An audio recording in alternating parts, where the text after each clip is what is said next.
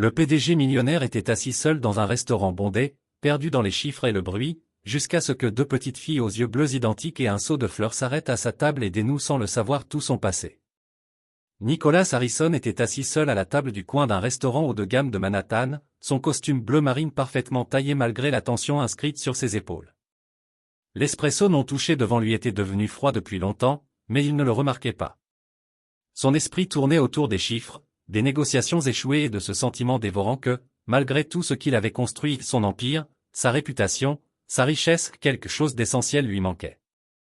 La pièce bourdonnait doucement de conversations et de tintements de verre, mais il n'entendait rien. Il était tellement perdu dans ses pensées que lorsqu'une voix douce l'interrompit, ce fut comme un son étranger. « Voulez-vous acheter une fleur, monsieur ?» Il cligna des yeux, légèrement surpris, et baissa les yeux pour voir deux petites filles debout au bord de sa table. Elles ne pouvaient pas avoir plus de 6 ans, identiques à l'exception des rubans dans leurs cheveux. L'une portait du rose, l'autre du bleu. Leurs joues étaient rouges du froid extérieur, leurs vêtements un peu trop légers pour l'air hivernal. L'une d'elles tendit un seau en plastique contenant quelques roses fanées, sa main tremblant légèrement, soit de nervosité, soit du froid. Nicholas fronça les sourcils, son premier instinct étant l'irritation. Les enfants ne devraient pas travailler, surtout pas aussi tard. Il demanda, pas méchamment, mais d'un ton sec. « Où sont vos parents? Pourquoi êtes-vous là à vendre des fleurs ?» La fille au ruban rose parla la première. « Notre maman est à l'hôpital. On essaie de l'aider. » Sa voix était claire, directe et douloureusement sincère. L'autre fille acquiesça à côté d'elle, serrant le bord du seau plus fort. Pendant un moment, Nicholas les observa simplement. La partie automatique de son cerveau voulait les ignorer, poser un billet de $100 sur la table et les renvoyer pour pouvoir retourner dans son isolement soigneusement construit. Mais ensuite, il les observa de plus près. Elles avaient les mêmes yeux que lui. Ce n'était pas juste le bleu. C'était exactement la même teinte. Glaciale et frappante, des yeux qui n'appartenaient pas à des enfants qui luttaient pour survivre, et leurs traits étaient bien sûr adoucis par la jeunesse, mais il y avait une courbe familière dans leur menton, le même arc dans leurs sourcils. Son cœur s'arrêta un instant, et il ne comprenait pas pourquoi. Il tendit la main vers son portefeuille et acheta toutes les fleurs qu'elles avaient. Elles sourirent timidement, murmurèrent merci et se retournèrent pour partir, mais quelque chose en lui céda. « Attendez, dit-il, se levant, ignorant la douleur sourde dans le bas de son dos. « Quel est le nom de votre mère ?» Les filles hésitèrent. Puis celle au ruban bleu dit. « Sarah. Sarah Miller. » Le monde se mit à pivoter sur son axe. Ce nom n'avait pas traversé ses oreilles depuis 6 ans. Sarah Miller, la seule femme qu'il avait aimée et perdue, qui avait disparu de sa vie sans un mot ni une trace. Son estomac se tordit d'une manière qu'il n'avait pas ressentie depuis une décennie. Il attrapa rapidement son manteau, oublia presque son téléphone sur la table, et se précipita après elle. « Où est-elle » demanda-t-il, sa respiration visible dans l'air froid. Elles lui donnèrent le nom de l'hôpital, pas loin du restaurant. Sans réfléchir, il appela son chauffeur et lui ordonna de changer immédiatement de direction. Alors que la voiture s'éloignait, Nicholas fixait son propre reflet dans la fenêtre. Ces mêmes yeux bleus qui le fixaient. Et pour la première fois depuis des années, il ne pensait pas aux réunions ou aux fusions. Il pensait à une femme qu'il n'avait pas vue depuis plus de 6 ans. Et à deux petites filles qui lui ressemblaient tellement. L'hôpital sentait le désinfectant et quelque chose de plus profond. Une souffrance silencieuse, un espoir fatigué, et une incertitude stérile. Nicholas passa les portes automatiques, son cœur battant contre ses côtes, un contraste frappant avec le calme maîtrisé qu'il apportait habituellement dans les salles de réunion. Il à peine prêtait attention à la réceptionniste lorsqu'il demanda la chambre de Sarah Miller, sa voix sèche et pressée. Le nom lui semblait étrange sur ses lèvres, comme quelque chose de sacré qui avait été enfermé trop longtemps. La femme derrière le comptoir vérifia le système et lui donna un numéro de chambre, ajoutant que les heures de visite étaient presque terminées. Il la remercia vaguement et se précipita dans le couloir, chaque pas résonnant plus fort dans ses oreilles qu'il ne l'aurait dû. Il arriva devant la porte et s'arrêta, sa main suspendue au-dessus de la poignée. Pendant un instant, il envisagea de faire demi-tour. Qu'est-ce qu'il faisait ici? Entraîné dans la vie de quelqu'un qui, visiblement, ne l'avait jamais voulu dedans. Mais l'image de la fille debout à côté de sa table traversa de nouveau son esprit. Ses yeux, ses visages, et quelque chose de plus profond que la logique le prit. Il poussa doucement la porte. La pièce était sombre. Les lumières au plafond étaient éteintes, seule une petite lampe projetait une lueur chaude. Sarah était allongée dans le lit d'hôpital, son visage tourné vers la fenêtre. Ses cheveux étaient plus longs que dans ses souvenirs, mais plus pâles maintenant, attachés en une tresse désordonnée qui s'était défait autour de son visage. Elle semblait plus mince, fragile d'une manière qu'il n'avait jamais vue auparavant, comme si les années avaient gravé des lignes sur elle, pas par l'âge, mais par tout ce qu'elle avait porté seule. Pourtant, même dans cet état affaibli, elle dégageait la force tranquille qu'il se souvenait d'elle. Ses yeux s'ouvrirent lentement, et lorsqu'ils se posèrent sur lui, elle cligna des yeux une fois, puis à nouveau, l'incrédulité se répandant sur son visage comme un nuage d'orage. « Nicolas, dit-elle, et même sa voix, basse et éraillée, le frappa comme un coup au cœur. Il entra, fermant doucement la porte derrière lui. « Salut, Sarah, dit-il, ne sachant pas quoi ajouter. Pendant un moment, aucun d'eux ne parla. Il la vit essayer de se redresser, bien que l'effort lui causait clairement de la douleur. Il s'approcha instinctivement d'elle, mais s'arrêta lorsqu'elle leva la main. « Que fais-tu ici ?» Sa voix portait plus de confusion que de colère, mais il y avait une méfiance dans sa manière de parler qui lui fit mal. « Je les ai vues, dit-il doucement. Deux filles vendant des fleurs dehors d'un restaurant. » Sarah ferma les yeux un long moment, et lorsqu'elle les rouvrit, elles étaient mouillées de quelque chose entre la culpabilité et la résignation. « Je leur ai dit de ne pas aller si loin, murmura-t-elle. Elles ont dit ton nom, continua Nicolas, essayant de garder sa voix calme. Sarah Miller, et puis je les ai vues, leurs visages, leurs yeux. Il laissa la phrase se perdre dans le silence, non pas parce qu'il ne savait pas quoi dire, mais parce que l'émotion derrière cela était trop forte pour être contenue dans des mots. Sarah détourna les yeux, fixant la ligne sur son bras. Je ne voulais pas que tu le saches comme ça. Alors comment étais-je censé le savoir, demanda-t-il, un peu plus vivement qu'il ne l'avait voulu. Ou bien, je ne devais jamais le savoir du tout. Le silence épaissit la pièce. Sarah ne répondit pas tout de suite. Elle plia ses mains dans son ventre et les fixa. Quand j'ai découvert que j'étais enceinte, tu étais déjà sur un autre chemin. Tu partais pour Tokyo la semaine suivante. Tu venais juste de conclure ce contrat de développement à $1 milliard. Tu ne dormais presque pas, Nicolas.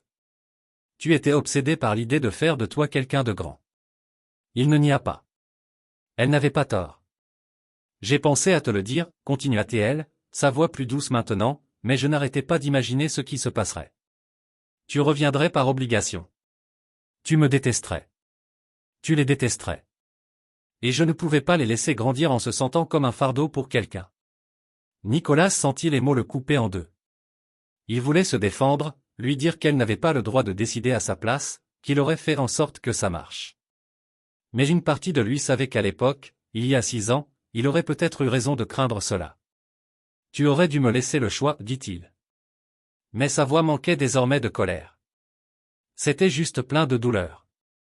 Elle le regarda enfin, et dans son expression, il vit le poids de toutes ces années qu'elle avait portées seule. J'avais tort. Je sais cela maintenant, dit-elle. Mais j'ai fait ce que je pensais être le mieux. Il s'assit sur la chaise à côté de son lit, se penchant en avant, les coudes sur ses genoux. Sont-elles à moi, demanda-t-il, bien qu'il le sache déjà. Sarah hocha lentement la tête. Oui, toutes les deux. Quelque chose en lui se dénoua. La certitude, la logique, l'armure émotionnelle qu'il avait soigneusement construite au fil des années. Tout cela n'avait plus d'importance. Je veux faire partie de leur vie, dit-il. Et il le pensait avec une clarté qui le surprit même. Mais j'ai besoin d'en être sûr. Je vais faire un test ADN. Pas parce que je doute de toi. J'ai juste besoin de le voir écrit. Sarah ne protesta pas. Elle hocha simplement la tête à nouveau. D'un coup, Nicolas se leva, incapable de rester immobile. Je m'occuperai des frais pour ton traitement. Tout ce dont tu as besoin. Je ne t'ai pas dit ça pour que tu me sauves, dit-elle rapidement, sa voix retrouvant de la force.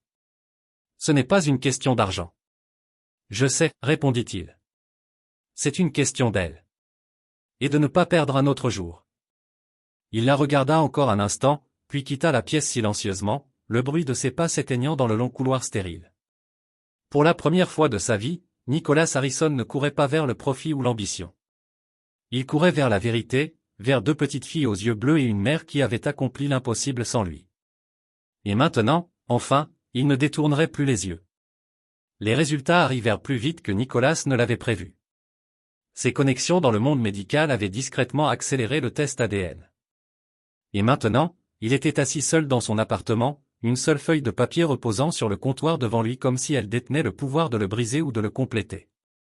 Il ne l'avait pas encore ouverte.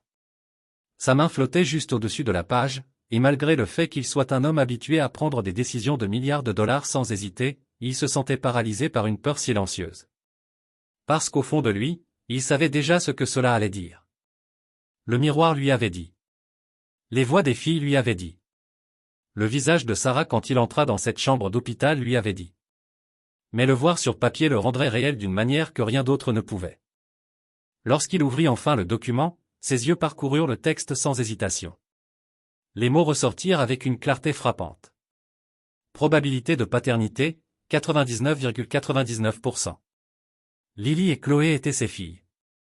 Chair et sang. Chaque mur soigneusement construit autour de son cœur sembla s'effondrer dans le silence. Il n'y eut pas de larmes, juste une douleur plus profonde que le regret. C'était la douleur des années perdues, des berceuses non chantées, des anniversaires manqués et des genoux écorchés qu'il n'avait pas été là pour apaiser. Il ne perdit pas de temps. Le lendemain matin, il retourna à l'hôpital. Les filles étaient là, dans la salle d'attente, avec une infirmière qui coloriait tranquillement à une petite table couverte de marqueurs et de feuilles déchirées. Elles levèrent les yeux lorsqu'il entra, et pendant un instant, personne ne parla. Puis Lily se leva, secouant sa petite robe comme si elle se préparait pour quelque chose d'important. Elle le fixa avec la gravité que seul un enfant peut avoir et demanda. « Es-tu vraiment notre papa ?» Sa voix ne tremblait pas. Elle demanda comme si elle avait besoin de la vérité et n'accepterait rien de moins. Chloé se tenait à côté d'elle, tenant sa main, ses grands yeux bleus grands ouverts et méfiants. Nicolas s'agenouilla devant elle, sa voix se bloquant dans sa gorge pendant un instant avant de la retrouver. « Oui, dit-il doucement. Je suis. » Les filles le fixèrent encore un instant, puis, en parfaite synchronisation, elles s'avancèrent et entourèrent son cou de leurs bras. L'étreinte était maladroite et serrée, et tout ce qu'il ressentit en même temps. Il ferma les yeux et se laissa envahir par cette chaleur, celle de leur petit corps, la façon dont les doigts de Chloé s'enroulaient autour de sa veste, la façon dont la tête de Lily se pressait contre son épaule. Il n'avait jamais connu une sensation pareille. C'était terrifiant, accablant et indescriptiblement juste. Ils restèrent ensemble presque une heure. Il les écouta parler de leurs dessins animés préférés, des noms de leurs peluches, et de la nourriture de l'hôpital qu'elle trouvait dégoûtante. Chloé lui offrit un de ses dessins, un cœur de travers avec les mots « pour maman » écrits dans des lettres tremblantes. Lily lui dit qu'il devait apprendre à tresser parce qu'elle détestait quand l'infirmière leur faisait des tresses trop serrées. Nicolas lui promit qu'il apprendrait. Il le pensait. Plus tard, il parla avec Sarah. Elle semblait plus forte qu'elle ne l'était quelques jours auparavant, bien qu'encore pâle. Lorsqu'il lui dit que le test confirmait ce qu'elle savait déjà, elle hocha simplement la tête. Elle n'avait pas eu besoin de preuves, mais elle respectait qu'il en ait eu besoin. Elles t'aiment déjà, dit-elle, sans sourire, mais pas froide non plus. Elles ne comprennent pas tout encore, mais elles savent que tu es important. Nicolas ne répondit pas immédiatement. Il fixait une photo collée au mur à côté du lit de Sarah. Une photo que les filles avaient dessinée, une maison avec 4 bonhommes de bâton. L'un d'eux avait les cheveux bruns et une cravate. « Je veux être ici, dit-il enfin. Pas pour quelques jours, pas pour les apparences. Je veux être leur père à tous points de vue. Peu importe combien cela va être compliqué. J'ai déjà trop manqué. » L'expression de Sarah s'adoucit. « Alors ne fais pas de promesses que tu ne peux pas tenir. »« Je ne le ferai pas, dit-il. Pas cette fois. » Lorsqu'il quitta l'hôpital ce jour-là, Nicolas ressentit quelque chose de nouveau qui se tissait dans ses veines. Ce n'était pas de l'adrénaline, ni du contrôle, ni de l'ambition. C'était quelque chose de plus calme, de plus fort. C'était la détermination d'un homme qui avait enfin trouvé ce qu'il ne savait même pas qu'il lui manquait. Et il savait sans l'ombre d'un doute que, quoi qu'il arrive ensuite, quel que soit le travail de reconstruction à faire, il ne s'éloignerait pas de cette chance. Pas encore. Les jours suivants, Nicolas s'adapta à un rythme de vie auquel aucune réunion, feuille de calcul, ou session de stratégie ne l'aurait préparé. Chaque matin commençait par une visite à l'hôpital, non pas par obligation, mais parce que c'était devenu l'unique endroit où il voulait réellement être. L'état de santé de Sarah s'améliorait progressivement, bien qu'elle se fatiguât encore facilement et avait parfois du mal à rester assise plus de quelques minutes. Les infirmières commencèrent à se familiariser avec la vue de Nicolas dans le couloir, portant des boîtes de jus et des livres de coloriage, apprenant les petits rituels de la paternité un instant à la fois. Ce qui l'étonnait le plus, c'était la rapidité avec laquelle Lily et Chloé avaient fait de la place pour lui dans leur monde. Elle ne demandait pas d'explication sur pourquoi il n'était pas là avant, et elle ne demandait pas de garantie sur son intention de rester. Elles acceptaient simplement sa présence avec une confiance tacite qui le humiliait à chaque fois qu'elle cherchait sa main ou appelait son nom à travers la pièce. Un après-midi, alors que la neige commençait à tomber devant les fenêtres de l'hôpital, Nicolas était assis avec les filles dans la salle familiale, au bout du couloir de la chambre de Sarah. Chloé s'était repliée sur ses genoux et lui montrait comment plier du papier pour en faire des étoiles de travers, tandis que Lily était assise en face d'eux, dessinant une maison de travers avec 4 bonhommes à l'intérieur. Nicolas la regarda soigneusement ajouter des cheveux à chacun d'eux, puis étiqueter les personnages avec des prénoms courts écrits dans de grandes lettres irrégulières. Le plus petit était marqué « Moi », un autre « Chloé », le troisième « Maman », et enfin, la plus grande figure avec les cheveux bruns était étiquetée « Papa ». Lorsqu'elle lui tendit le dessin pour qu'il le voie, la fierté illuminant tout son visage, quelque chose en lui se modifia profondément, à tel point qu'il eut du mal à respirer. Cette nuit-là, après que les filles se furent endormies et que la pièce était devenue silencieuse, à l'exception du doux bourdonnement des machines, Nicolas s'assit près du lit de Sarah pendant qu'elle s'endormait et se réveillait, dans un léger sommeil. Elle semblait fragile sous la mince couverture d'hôpital, mais il y avait toujours de la force dans sa mâchoire et dans la façon dont ses doigts tressautaient, comme si elle tenait quelque chose d'invisible. Même lorsqu'elle se reposait, lorsqu'elle bougea et ouvrit les yeux, elle le trouva toujours là, appuyé dans le fauteuil, les mains jointes sur ses genoux. Pendant un long moment, aucun d'eux ne parla. Il n'avait pas besoin de remplir l'espace de mots ou d'excuses. Le silence était devenu familier, pas inconfortable. Finalement, Sarah dit, elles n'ont jamais eu ça avant. Un père, je veux dire, juste moi, et parfois, ça n'était pas suffisant. Nicolas la regarda et dit doucement, je pense que tu as fait plus qu'assez. Elle secoua la tête. Non, je les ai protégées et aimées, mais elles ont toujours regardé les autres familles comme si elles regardaient quelque chose qu'elles ne comprenaient pas tout à fait. Maintenant, elles te regardent comme si quelque chose avait cliqué, comme si une pièce manquante venait de se remettre en place. Il avala la boule dans sa gorge et hocha la tête lentement. Je veux être cette pièce. Je ne m'attends pas à ce que ce soit simple. Je sais que je ne peux pas effacer les années que nous avons perdues. Ils ne s'attendent pas à cela, dit Sarah. Ils veulent juste savoir que tu es réel et que tu seras là demain. Nicolas se pencha en avant, les coudes sur ses genoux, la fatigue de la semaine s'installant dans ses os. Je serai là. Je ne veux pas être ailleurs. Sarah sourit légèrement, les coins de ses lèvres se haussant juste assez pour adoucir son visage. Tu as changé. Je devais, répondit-il. Elle mérite quelqu'un de meilleur que celui que j'étais.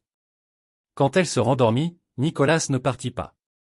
Il resta dans la faible lumière de la chambre d'hôpital, regardant la neige tourbillonner derrière la fenêtre, pensant à tout ce qu'il n'avait pas su qu'il lui manquait. Il pensa aux bougies d'anniversaire, aux genoux écorchés, aux histoires du soir, et aux petites mains tendues vers les siennes. Il pensa à quel point il avait failli ne jamais rien connaître de tout cela. Dans ce moment silencieux, il prit une décision. Pas une décision passagère, née de la culpabilité ou de la peur, mais un engagement profond et inébranlable. Il serait là, pas seulement en tant que visiteur ou aide, mais en tant que père dans tous les sens du terme. Il avait passé des années à maîtriser le pouvoir et le contrôle, pour réaliser que la véritable force ne venait pas de la domination du monde, mais de la volonté d'aimer sans condition. Et c'est exactement ce qu'il avait l'intention de faire. Après une semaine d'amélioration constante, Sarah fut libérée de l'hôpital et Nicolas se retrouva soudainement à la frontière d'une réalité pour laquelle il n'avait pas été totalement préparé. Il avait passé des jours dans la sécurité structurée des routines d'hôpital, des visites, des dessins, des contrôles des infirmières. Mais maintenant, avec Sarah de retour dans son appartement et les filles à la maison à plein temps, tout changeait. Les enjeux semblaient plus grands, le silence plus fragile, les exigences plus personnelles. L'appartement de Sarah était petit et bien ordonné, plein de signes d'amour, mais aussi de lutte. Un canapé vieillissant réparé avec du tissu, des dessins d'enfants couvrant les murs, et des piles de factures dans le coin de la cuisine qu'elle rangea rapidement lorsqu'il entra. Elle avait toujours été fière. Cela n'avait pas changé. Nicolas arriva le matin suivant sa sortie avec des courses qu'il n'aurait jamais achetées lui-même il y a quelques mois. Des céréales avec des animaux de dessin animés sur la boîte, des boîtes de jus, des pâtes en forme d'animaux. Il n'était pas sûr que ce fût suffisant, mais c'était quelque chose. Les filles l'accueillirent avec des sourires ensommeillés, leurs cheveux en bataille, et il les aida à verser du lait dans les bols pendant que Sarah se reposait dans sa chambre. Chloé insista pour s'asseoir sur ses genoux pendant le petit déjeuner. Et Lily lui parla d'un rêve où il leur construisait une maison rose avec un toboggan au lieu des escaliers. Il hocha la tête sérieusement et dit, « On va étudier ça. » Et les deux filles éclatèrent de rire. C'était absurde et parfait. Quand Sarah sortit, se déplaçant lentement et avec un effort évident, Nicolas proposa de sortir avec les filles quelques heures pour lui permettre de se reposer. D'abord, elle hésita. Il le vit dans ses yeux, ce vieil instinct de protéger et de tout contrôler parce qu'elle n'avait eu d'autre choix. Mais elle acquiesça et avant longtemps, il chargeait Lily et Chloé dans sa voiture, ajustait leur ceinture de sécurité et leur demandait si elles préféraient les dessins animés ou la musique. Elles choisirent les deux. Le parc était presque vide ce matin-là, l'air vif mais pas trop froid. Nicolas marcha derrière elles pendant qu'elles couraient devant, leurs petites baskets foulant les feuilles. Il se sentit étrangement exposé, vulnérable d'une manière à laquelle il ne s'attendait pas. Il n'était pas dans une salle de réunion ou devant des investisseurs. Il était juste un homme suivant deux petites filles qu'il appelait désormais papa. Et le poids de ce mot le suivait à chaque pas. À un moment donné, Lily tomba et se gratta le genou, et le son de son cri le transperça plus violemment que n'importe quelle perte financière. Il se précipita en avant, le cœur battant, et la prit dans ses bras avec une douceur qu'il ne savait pas habiter ses mains. Elle enfouit son visage dans sa poitrine et sanglota pendant que Chloé se tenait à côté d'elle, tenant fermement la main de sa sœur. Nicolas essuya les larmes, embrassa le sommet de sa tête et lui murmura sans cesse, « Tu vas bien. Je suis là. » Jusqu'à ce qu'elle se calme enfin. Ce moment changea quelque chose en lui. Il ne s'agissait plus de prouver qu'il pouvait être leur père. Il s'agissait d'être celui en qui elle pouvait se reposer sans hésitation, celui dont les bras signaient la sécurité. Plus tard, de retour à l'appartement, il prépara le dîner, quelque chose de simple et légèrement trop cuit, mais les filles acclamèrent comme si c'était un festin. Sarah s'assit à la table de la cuisine en les observant, ses yeux plus doux maintenant, ses murs tombant lentement. Après que les filles se furent endormies, Nicolas resta dans le salon. Il se sentait comme s'il ne voulait pas partir, comme si retourner dans son condo froid et minimaliste serait comme entrer dans une vie qui ne lui allait plus. Sarah s'assit à côté de lui sur le canapé, enroulant une couverture autour de ses genoux, et ils parlèrent à voix basse des filles, du passé, du désordre de tout cela. Elle lui raconta combien cela avait été solitaire, combien de nuits elle était restée éveillée à se demander si elle avait fait le bon choix en cachant la vérité. Et il lui dit qu'il n'était plus en colère. Triste, oui, mais pas en colère. Il comprenait maintenant. Lorsqu'il se leva enfin pour partir, Sarah le surprit. Elle tendit la main et toucha légèrement son bras, ses doigts tremblant un peu. « Tu vas bien, dit-elle. Elles sont heureuses. » Nicolas la regarda, la fatigue honnête dans ses yeux, et sentit quelque chose en lui se poser. « Je veux ça, dit-il. Tout ça. Je sais que je n'étais pas là avant, mais je suis là maintenant, et je ne m'en vais pas. » Elle ne dit rien, mais elle hocha la tête. Et dans ce hochement de tête se trouvait le début de quelque chose de nouveau, quelque chose construit non pas sur le passé, mais sur la promesse de ce qui pouvait encore être.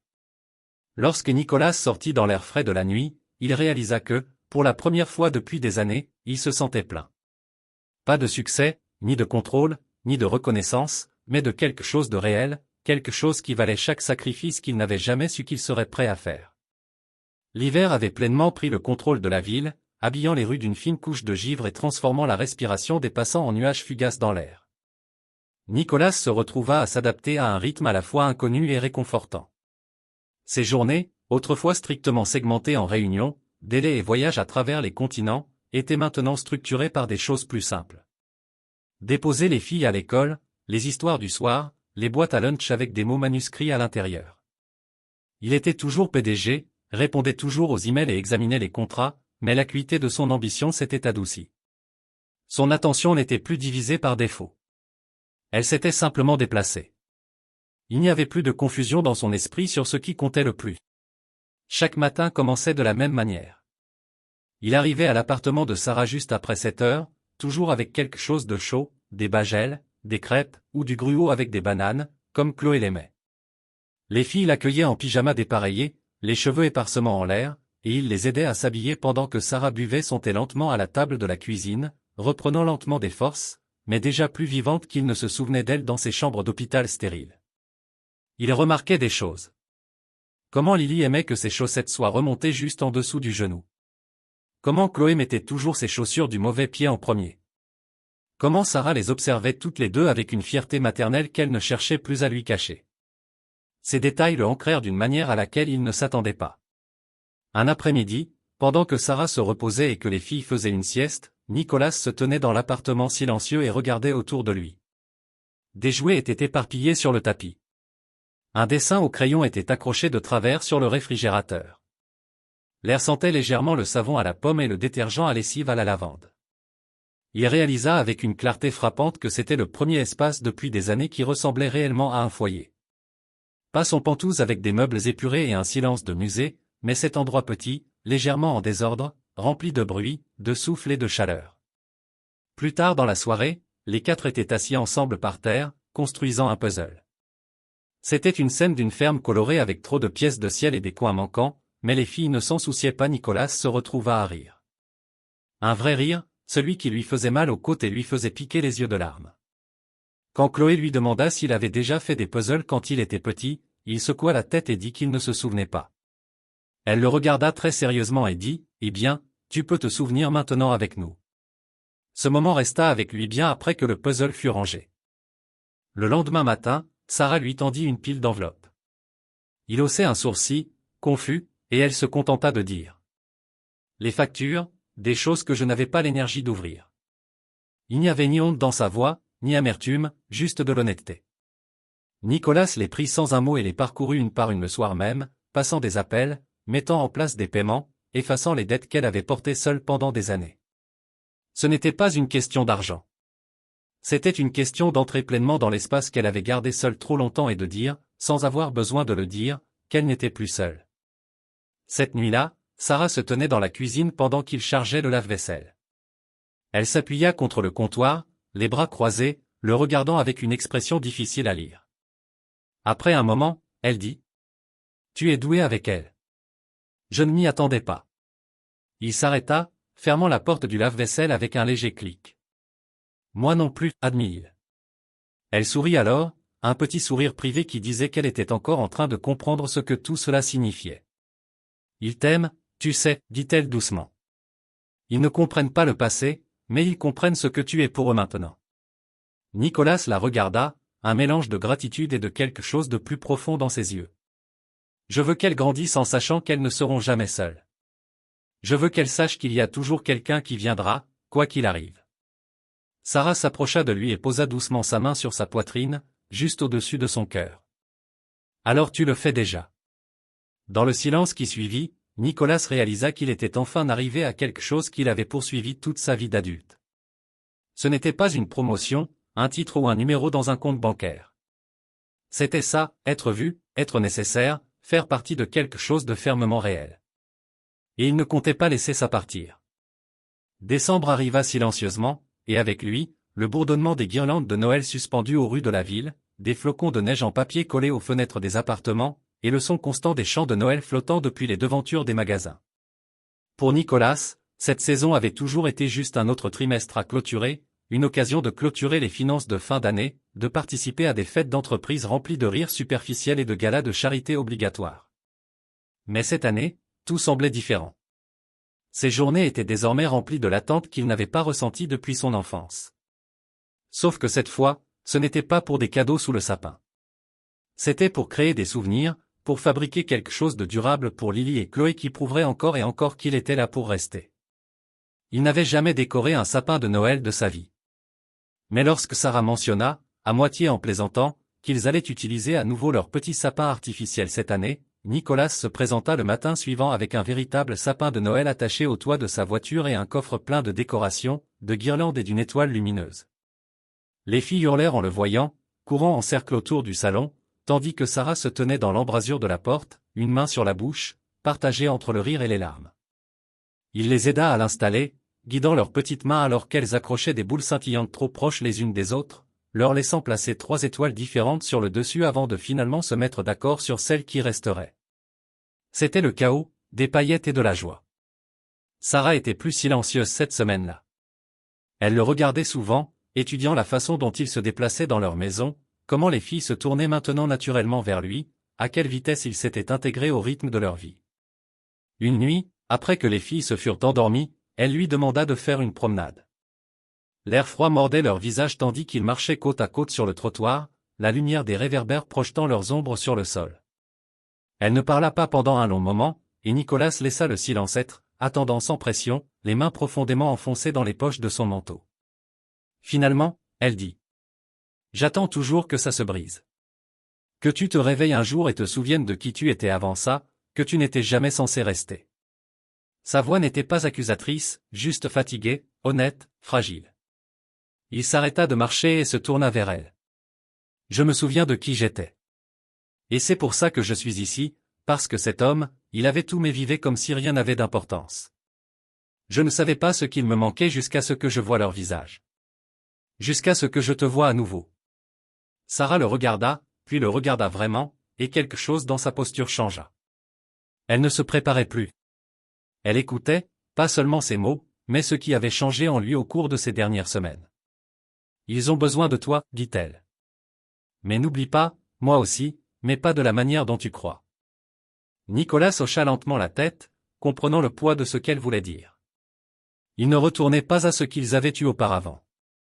C'était quelque chose de nouveau. Cela prendrait du temps. Cela exigerait de la patience, une patience qu'aucun d'eux n'avait eu besoin avant. Mais cela en valait la peine.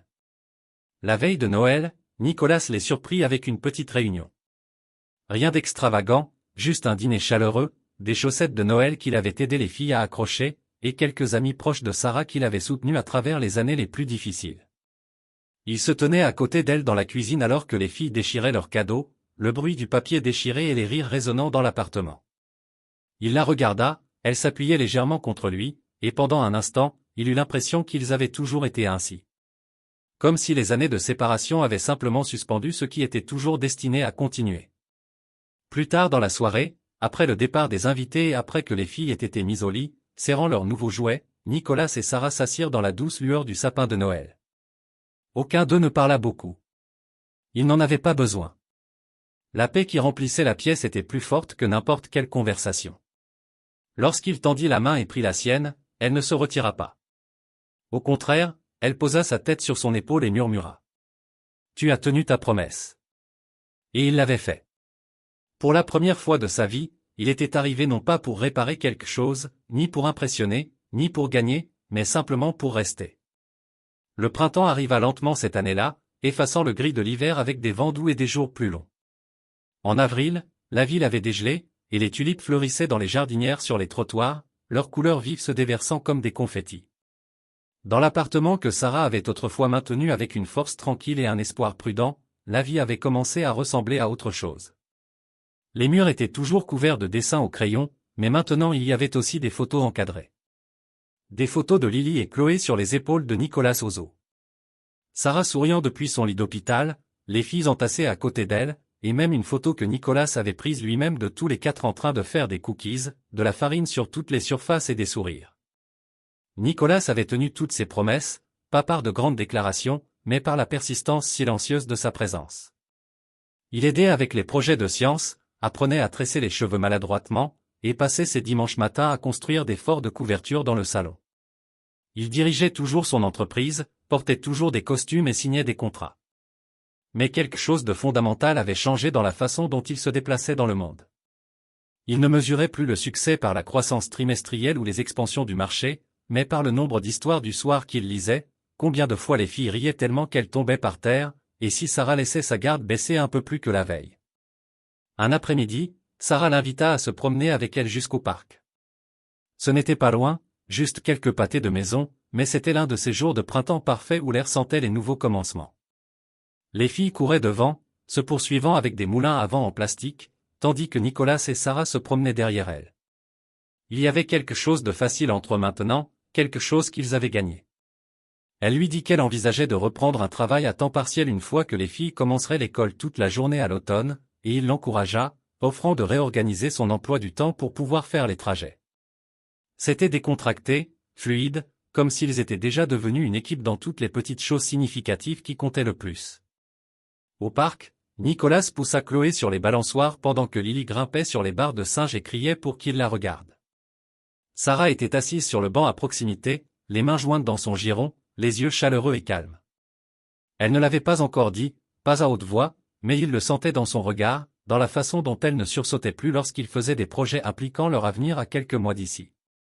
Elle croyait en lui maintenant, pas seulement en l'homme qu'il était devenu, mais en celui qu'il avait choisi d'être en tant que père.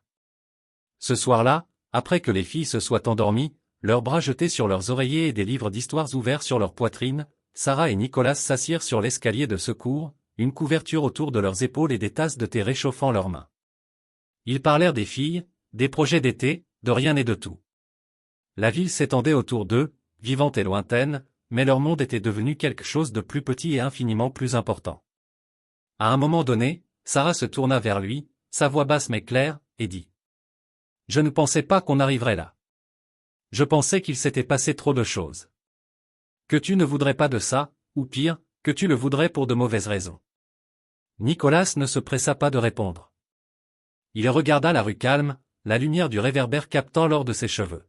« J'ai voulu le succès pendant si longtemps parce que je pensais que ça réparerait ce qui était vide en moi, dit-il.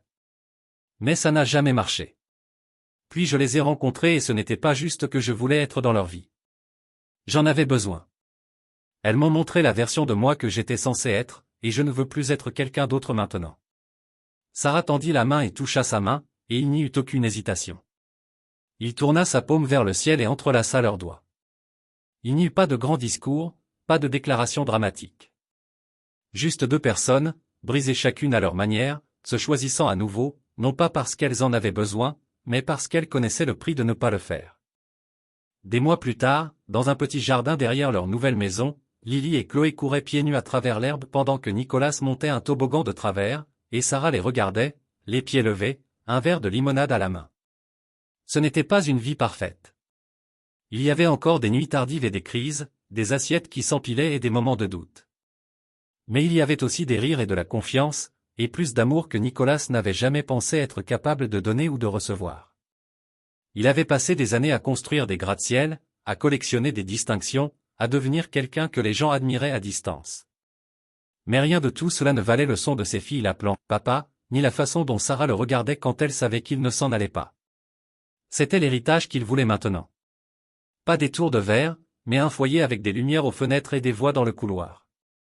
Pas le pouvoir, mais la présence. Pas la perfection, mais la famille. Cette histoire se termine là où elle commence vraiment, avec un homme qui, autrefois, mesurait sa valeur par des contrats et des délais, apprenant que la véritable valeur réside dans la présence, pas dans le pouvoir. Ce qui m'a le plus ému dans le parcours de Nicolas, ce n'était pas la révélation dramatique ni même la réunion émotionnelle, mais la transformation silencieuse et persistante qui s'est produite à travers des moments quotidiens, du jus renversé, des routines du soir, des genoux écorchés. Sa rédemption n'est pas venue de gestes grandioses, mais de sa présence, encore et encore, jusqu'à ce que l'amour devienne une habitude et que la famille devienne un foyer. C'est un rappel que la guérison est possible, même après un long silence, et que parfois, la vie que nous étions censés vivre nous attend exactement là où nous n'avons jamais pensé regarder.